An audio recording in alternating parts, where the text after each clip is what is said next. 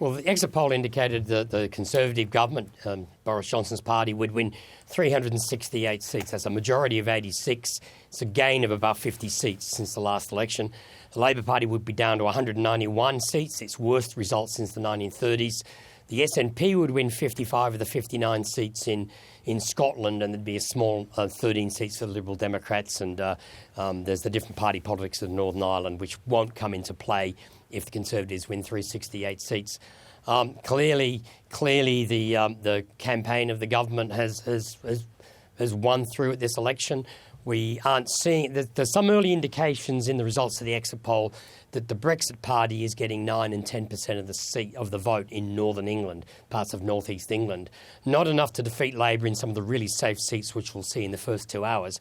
But they may be into play later in the evening in seats which are more marginal, where if the Labor Party loses votes to Brexit, the Conservatives can win under first past the post. There's a lot more numbers to come later through the night. There was the hope that there might be 1 or 2 seats counted by this stage.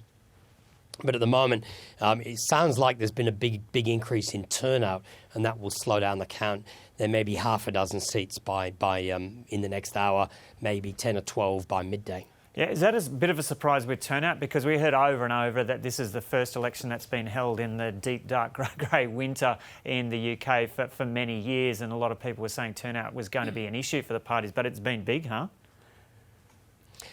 Turnout has been rising for the last 2 decades. It had the low point back in 2001 when it fell under 60%, but it's risen at each election since. They've broadened the postal vote rules in Britain, and now more than 20%, maybe even 25% of this election vote by post, and that's helped to bring up the postal vote. If you can't attend your designated polling place in Britain, which is where you live, they're open from 7 till 10, but if you can't attend that polling place, you can't vote. You can't vote outside or anywhere else in the country. So you have to arrange a postal vote. They've made that more liberal to obtain, and that's certainly seemed to increase the turnout.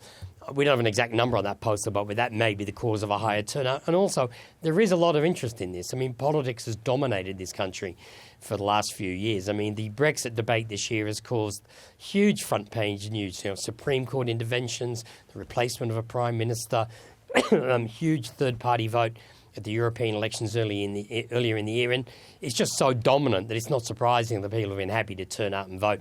The weather was, well, it wasn't too bad for December in England, but it's sort of, I certainly think it must be a bit more dreek further north than in London, but it was still, it wasn't too reprehensible as weather goes in London.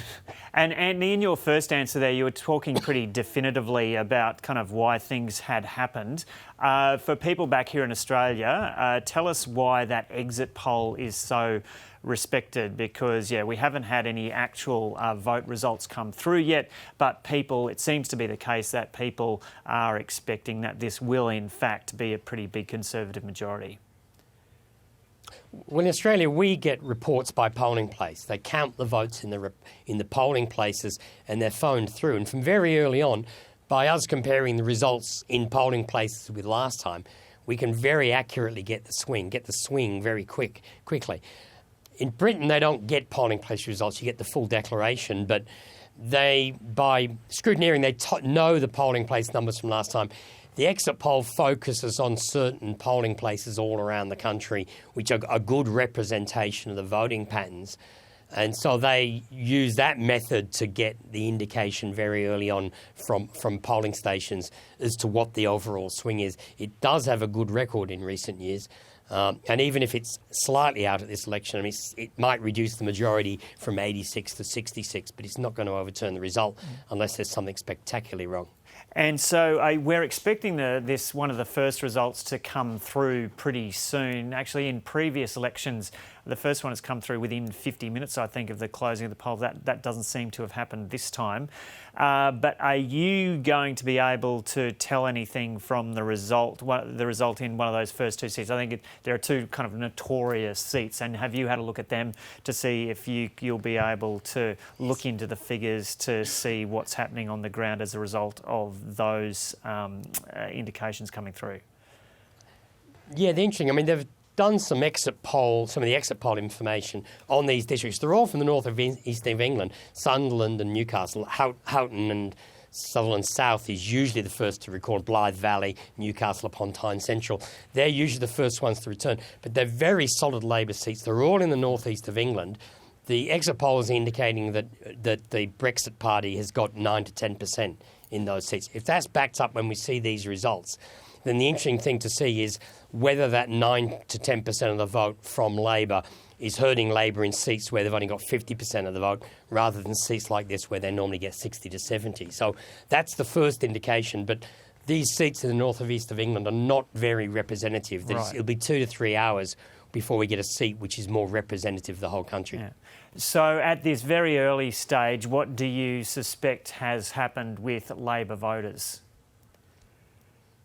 Look, I mean, the Labor Party elected the most left-wing leadership it has had in decades 3 years ago.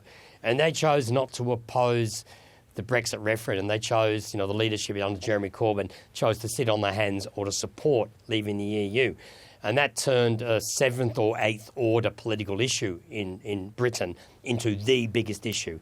And that biggest issue has come back to bite the Labor Party. It's not helped by the Labor Party putting forward a very left-wing agenda, which includes things like property owners must sell their properties to renters after a certain number of years. There's quite a number of radical redistribution proposals within the Labor Party policy. But Britain today is not the state it was 40 years ago in terms of home. There's a lot more people own their own homes, have their own wealth. So, I mean, to come up with an agenda which looked more like the 1970s Britain clearly hasn't bitten, when a lot of people are more concerned about Brexit because of the referendum 3 years ago. And what does it appear is happening in Scotland? Well, there's going to be the polls are all the exit poll indicates that the SNP will win 55 of the 59 seats. We'll wait to see what that actually turns out of in terms of raw numbers, because some of the margins in Scotland at the last election were quite tiny, 2 votes in North East 5, for instance. But if there's been any increase in the SNP vote and any collapse in the Conservative vote, the four-party nature of Scottish politics delivers all the seats to the SNP. But we'd have to look at what the overall vote is, but they certainly appears the SNP is headed for a very good result in Scotland. And so what are the implications of that for a push for Scottish independence? Well, they can't have another referendum without the support of the Conservative government in London. They need Westminster to approve a referendum. And I'm pretty sure that they will not allow that within the next 5 years. They had a referendum in 2014. They're not going to allow a second one now. And once Brexit has actually happens, and Britain is out of the European Union, Scotland going in on its own becomes a slightly more problematic issue, because if they leave the United Kingdom, they have to be readmitted to the European Union. So that may sway the minds of some voters whether they want to become an independent nation separate and outside of the European Union, because they'd have to get all the other countries to agree to them joining. So look, I think there'll be a lot of politics goes on. There's another Scottish election, I think it's next year, and presumably the SNP will be re-elected, but they are still part of the United Kingdom, and without the support of the United Kingdom government, they can't have another referendum. And I do not imagine that Scotland will go down the path of Catalonia in trying to hold an illegal referendum. Right, okay. But couldn't the SNP argue that Boris Johnson, if he was to refuse to approve another referendum, that he's being highly undemocratic and ignoring the will of such a huge majority of the voters there? Well, I will wait to see what the vote. I suspect the vote for the SNP might be in the low 40s, so it won't be as overwhelming as, say, in 2015 when they won 50% of the vote and 56 of the seats. Look, there'll be a lot of argument and a lot of politics. There are some in the Conservative Party who think they should never have given self-government to Scotland back in 1997. They blame Tony Blair for that. But Scotland is now a devolved administration.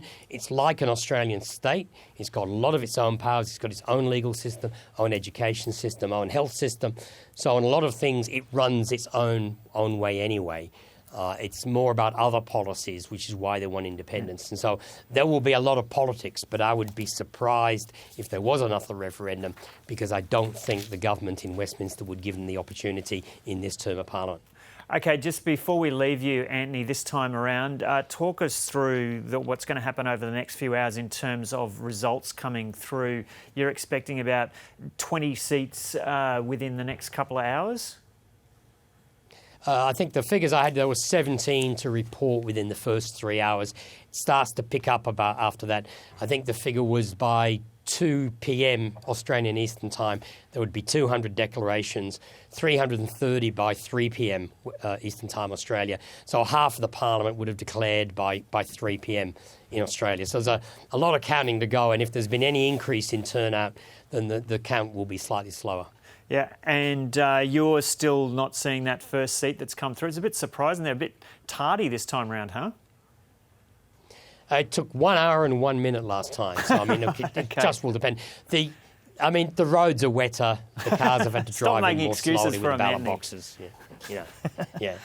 Okay, we'll leave there. There's been a bit of snow in Northumbria today. Yeah. Okay, Antony Green there in London in his element in the midst of the UK election night.